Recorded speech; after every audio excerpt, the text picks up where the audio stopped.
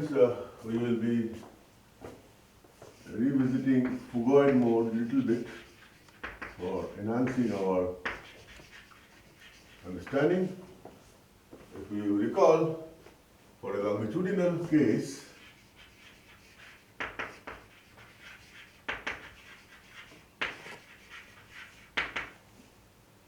we got equation, characteristic equation in the form as4 plus bs cubed plus cs square plus ds plus e equal to 0, right? And this coefficients of a, b, c, d, e can be expressed in terms of aerodynamic derivatives, leadership properties, etc. And what we found from an example, numerical example, that once we find this root, we get two complex conjugate pairs, and one we attributed towards short period mode, that is, when the disturbance it comes back to the equilibrium in a very short time, and during that time it is fair enough to assume the u perturbation is 0, or speed remaining constant. And second root, what we saw was having very less or lesser real negative value, suggesting it's a long period mode, unlike the short period mode where the real root was large negative, around -1 for the sample case. The second case, which is a long period mode, we realize this is a phugoid mode, that is, after disturbance, the airplane can get excited like this, okay? And what is the assumption here? That if we see this, the airplane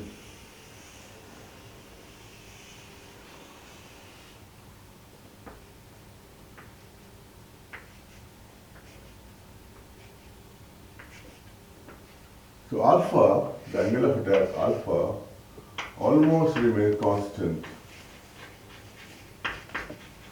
which is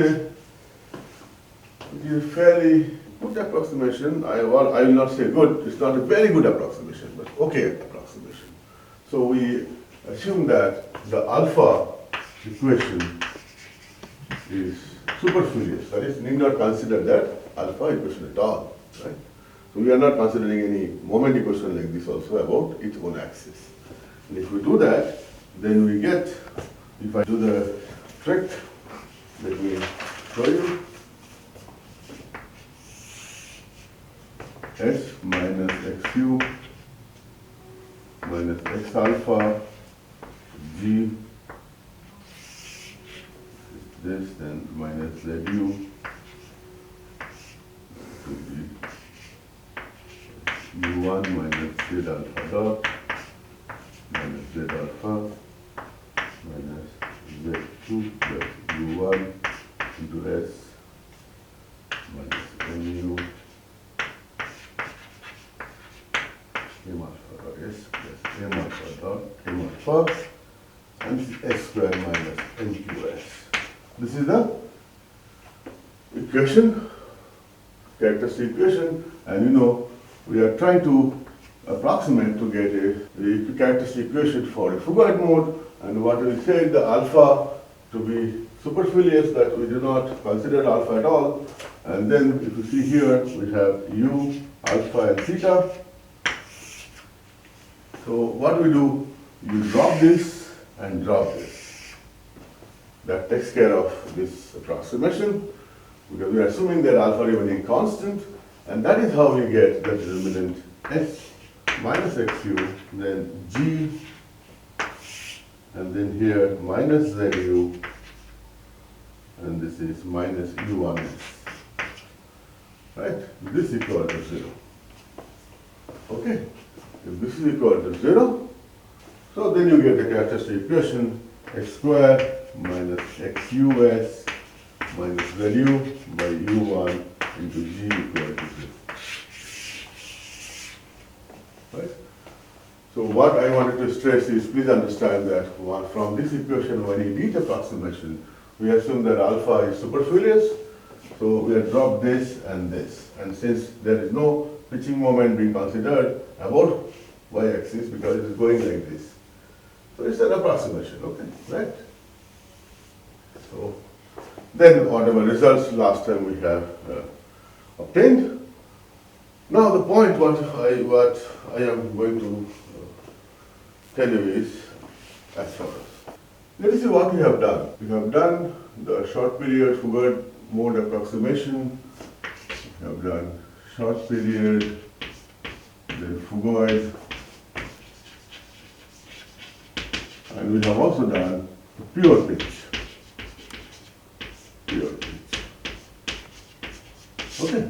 What was pure pitch? Pure pitch was as simple as that I am going like this, the airplane is at equilibrium, and given a disturbance, only this motion is happening. Pitch. But you can understand for an airplane in free space, if this sort of thing is happening, so naturally angle of attack will change, so it will have this sort of motion also. Right? But in pure pitch, we are neglecting that. That is essentially what we are telling, that the pure pitch is similar to the model being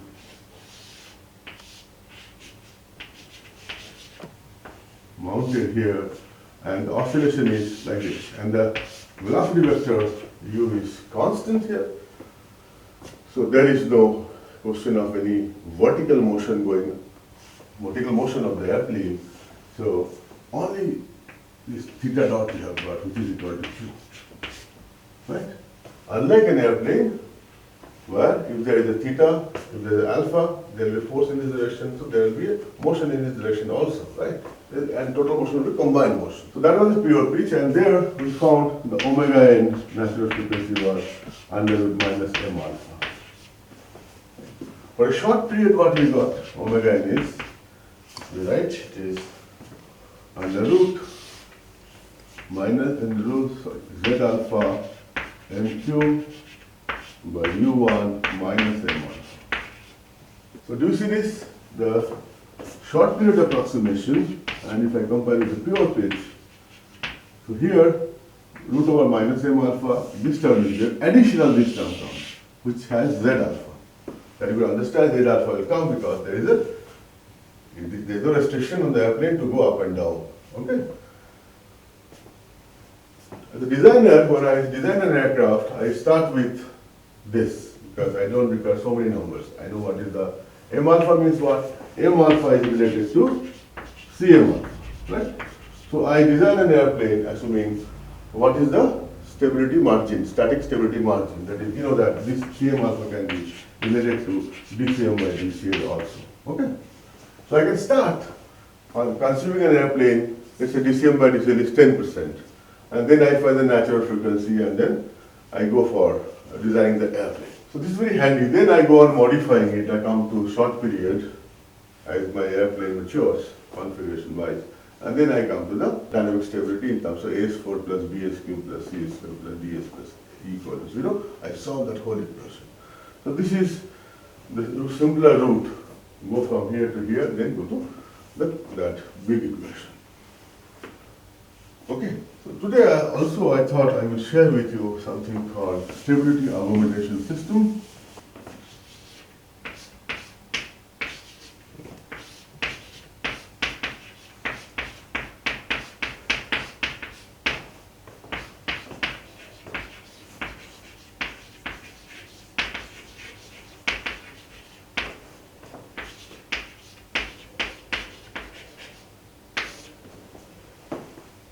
This is SAS.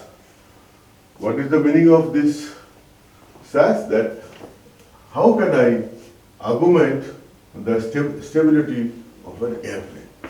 That is, suppose an airplane has some zeta. Zeta is just a 0.2 damping ratio. So it's a longitudinal mode. Now we want to increase zeta to say 0.5. What are the ways? You know that zeta is proportional to MQ, MQ is proportional to CMQ, and CMQ means tail volume ratio or LT by C. So I can change the tail volume ratio, I can change LT by C, and change MQ, and in turn zeta will change. But if you want this zeta to be changed without changing further the geometry, because the once the airplane is configured, how online you can change zeta? or how online you can change omega n online. In a sense, when I say online, I mean in flight.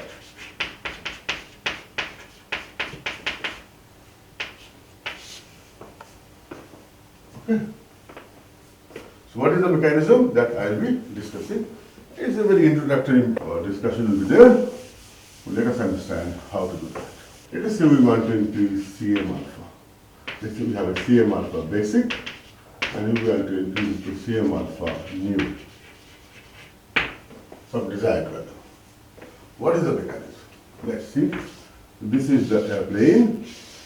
I call it SAS. This is the aircraft. And you know, this is the delta E. Let's say this is the alpha. I am tapping alpha.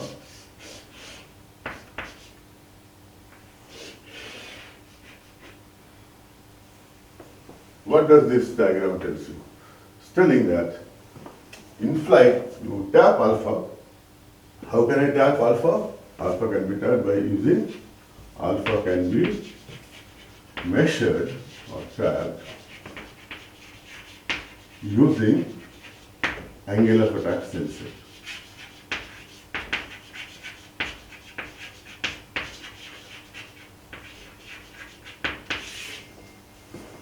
So I tap alpha and then I deflect this elevator delta E proportional to alpha, that is K alpha. K is the gain.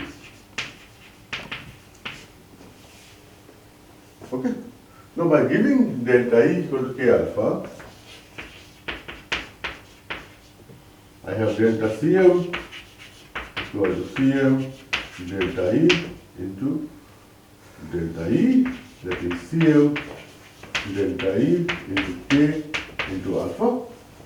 That is delta Cm. Now what is delta Cm alpha now? That is delta Cm by delta alpha or alpha here.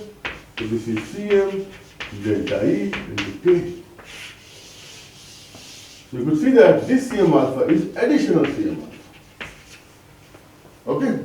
So by giving a deflection proportional to K, I am feeding additional Cm alpha, that is Cm delta into K. So depending on the value of K, K 0.1, 0.01, I can go on feeding alpha and deflect the elevator proportional to K alpha, and I give delta Cm alpha, which is equal to Cm delta E into K. So Cm alpha new, whatever you want, should be equal to Cm alpha basic, which is available, plus K into Cm delta E.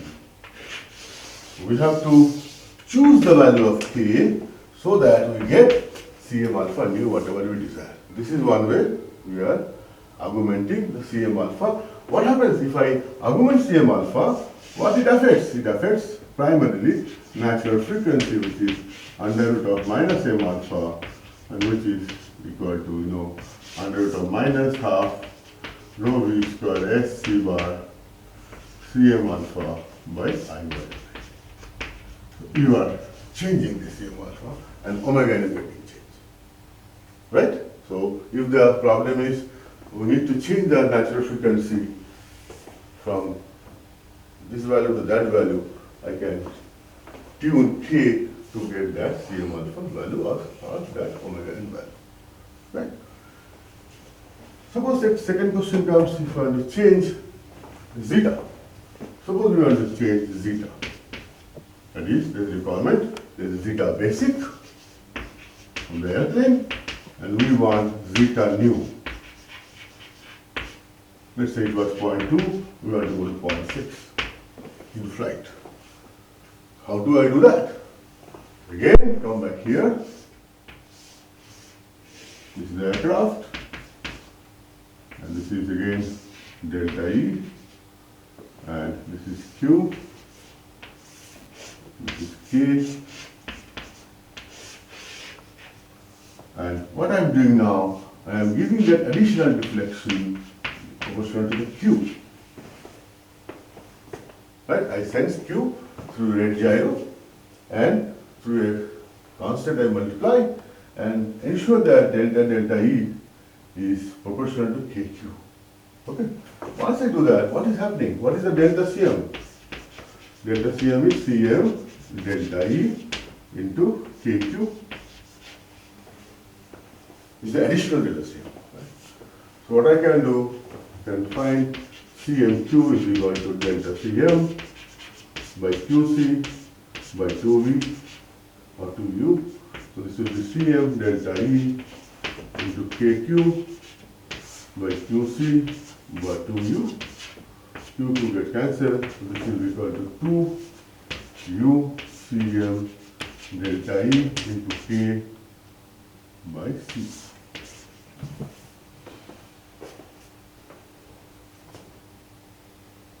Right? Now you can see that. Suppose zeta, I want to enhance. But I know zeta is proportional to CMQ. We have got the expression for zeta. We have already done that. So now I need to increase the zeta from, let's say, 0.2 to 0.4 or 0.6. So that will correspond to some CM2 new. That CM2 new is required to enhance zeta from 0.2 to 0.6.